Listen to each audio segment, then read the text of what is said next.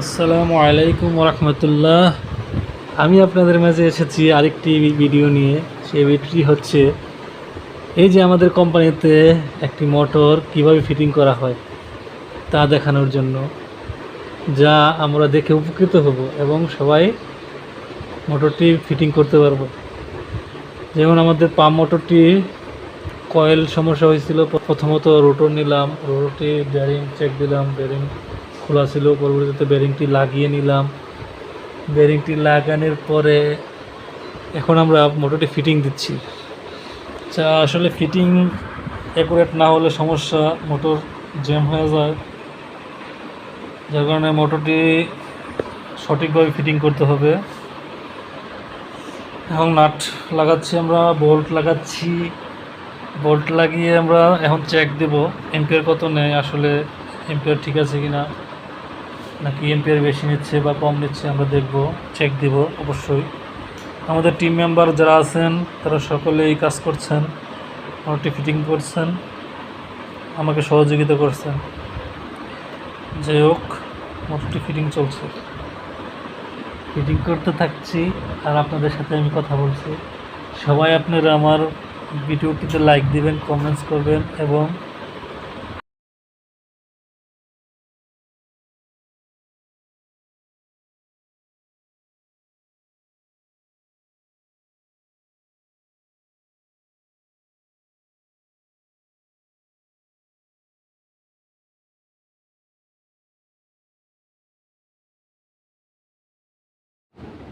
তো এখন আপনাদের সামনে আমি আসলে এই মোটরটি আমরা ফিটিং করছি।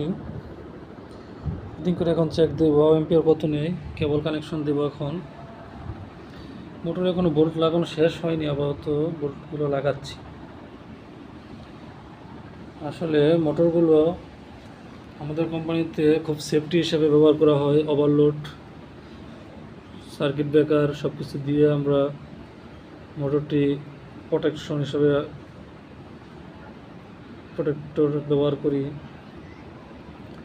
এখন বোল্টগুলো লাগানো হচ্ছে।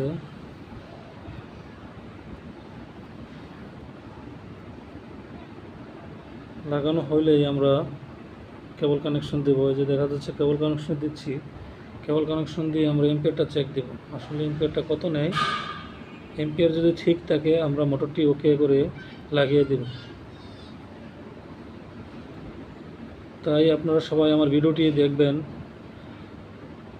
কেটে দেখবেন না, পুরোপুরি ভিডিওটি দেখবেন এবং শিখবেন। আপনারাও মোটরটি ফিটিং করতে পারবেন।